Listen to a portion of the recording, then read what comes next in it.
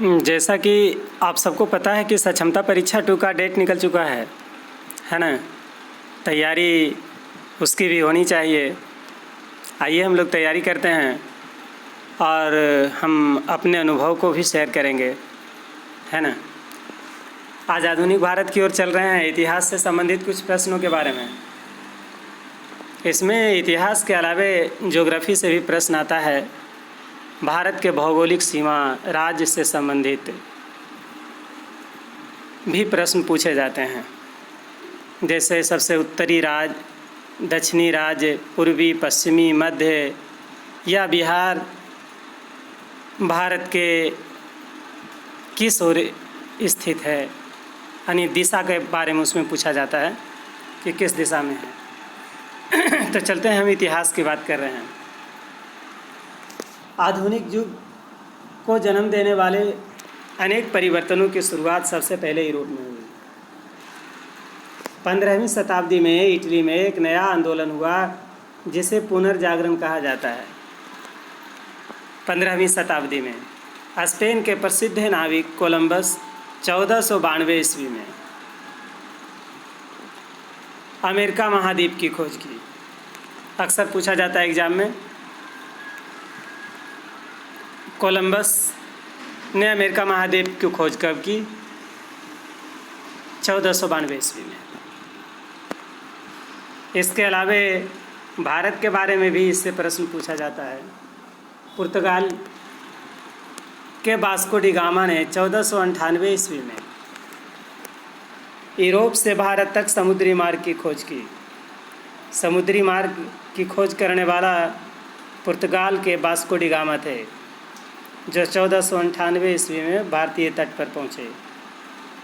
गुजरात में कालीकट बंदरगाह पे 15वीं शताब्दी के अंत में यूरोप में एक नई सामाजिक व्यवस्था का जन्म हुआ जिसे पूंजीवाद कहते हैं। 15वीं शताब्दी में औद्योगिकीकरण की शुरुआत इंग्लैंड में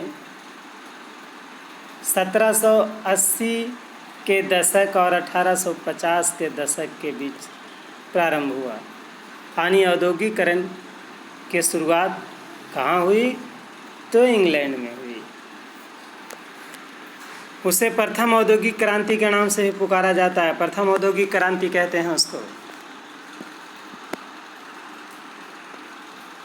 साम्राज्यवाद, सैनिक यानी तरीके से विदेशी भूभाग के प्रदेशों को अपने अधीन अपनाना या राजनीतिक प्रभुत्व स्थापित करना, यही है साम्राज्यवाद, है ना। यानी मोटा मोटी कहने का मतलब है उस देश पर अपना आधिपत्य जमा लेना सैनिक रूप से।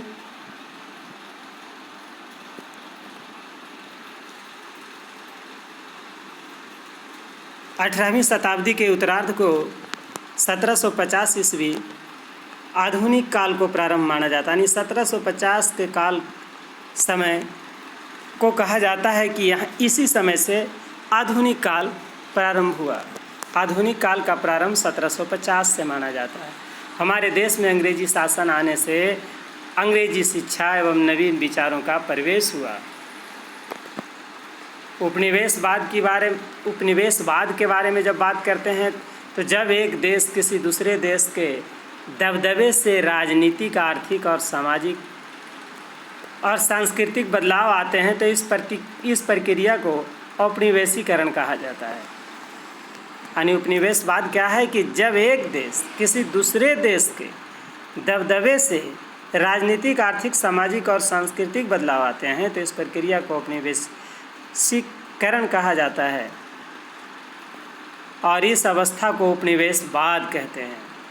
19वीं सदी के आखिर से हर 10 साल में जनगणना शुरू हुआ, है ना। इससे संबंधित भी प्रश्न पूछा जाता है कि कब से जो है रेगुलर जनगणना का प्रारंभ हुआ।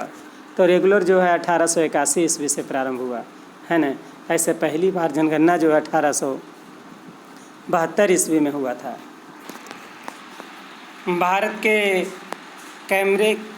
भारत में कैमरे का इस्तेमाल 1850 ईस्वी के दौरान शुरू हुआ मुग़ल साम्राज्य के अंतिम बादशाह बहादुर शाह जफ़र की फ़ोटो उपलब्ध है।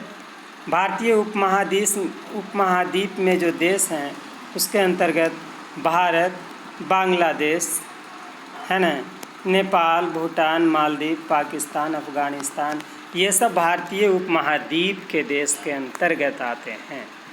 कौन कौन आते हैं?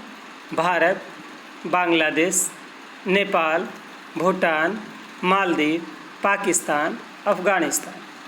म्यांमार, तत्कालीन बर्मा तथा श्रीलंका, तत्कालीन सीलोन भी 1937 ईस्वी तक अंग्रेज़ों के एशियाई साम्राज्य के अंग थे, है ना। यानी बर्मा भी और श्रीलंका भी, ये सब एशियाई साम्राज्य के अंग थे।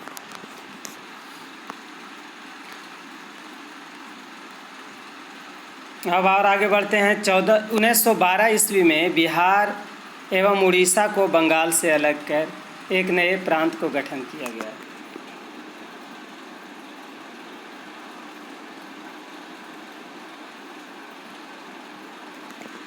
जबकि 1936 ईस्वी में उड़ीसा को बिहार से अलग कर दोनों को अलग प्रांत का दर्जा दिया गया।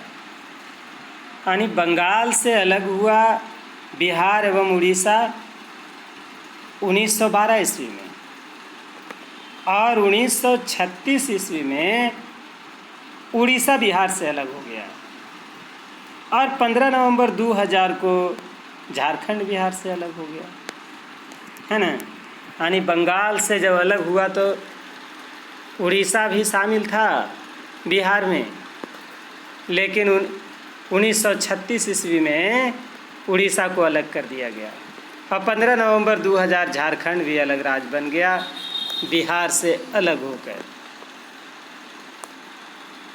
4 जुलाई 1776 को अमेरिका को आज़ादी मिली। फ्रांसीसी क्रांति 1789 ईस्वी में हुआ। स्वतंत्रता, समानता और बंधुत्व इसका नारा था। प्रश्न में यह भी पूछा जाता है कि स्वतंत्रता, समानता और बंधुत्व किसका नारा था? तो फ्रांसीसी क्रांति।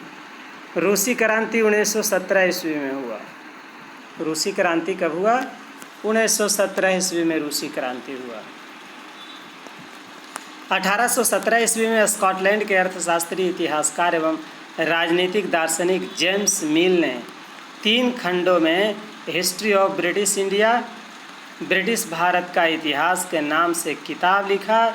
इसमें हिंदू मुस्लिम के बीच भेदभाव, ब्रिटिश के बारे में लिखा गया तथा ब्रिटिश के बारे में लिखा गया। राष्ट्रीय अभिलेखागार दिल्ली, नेहरू स्मारक पुस्तकालय दिल्ली, सच्चिदानंद सिन्हा पुस्तकालय पटना, मुंशी प्रेमचंद्र द्वारा लिखित रचना गोदान, गबन, कफन।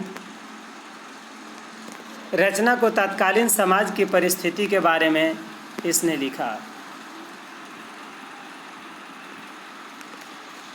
भारत में अंग्रेजी राज की स्थापना 15वीं शताब्दी के आसपास यूरोप के व्यापारियों ने लाल सागर से होते हुए स्थल मार्ग से भारत आना शुरू किया, लेकिन इसमें उन्हें अनेक कठिनाइयों का सामना करना पड़ता था। पुर्तगाल का नाविक वास्को डी गामा 1498 ईस्वी में यूरोप से होकर अफ्रीका का चक्कर लगाता हुआ केप ऑफ गुड होप के मार्ग से भारत के पश्चिमी तट कालीकट बंदरगाह पर पहुंचा। कालीकट गुजरात में है ना। केप ऑफ गुड होप के रास्ते कालीकट के शासक ने वास्को डी गामा को अपने यहाँ व्यापार करने की अनुमति एवं सुविधा दी। वास्को डी गामा भारत से गरम मसाला लेकर वापस लौटा, उससे बेचकर 60 गुना लाभ कमाया था वास्को डी गामा, यानी 60 गुना फ़ायदा हुआ था इसको। 31 दिसंबर 1600 ईस्वी को इंग्लैंड के कुछ व्यापारियों ने लंदन में ईस्ट इंडिया कंपनी की स्थापना की थी। इंग्लैंड की महारानी एलिजाबेथ प्रथम ने इस कंपनी को 15 वर्षों के लिए पूर्व एशिया के देशों के साथ व्यापार का एकाधिकार किया।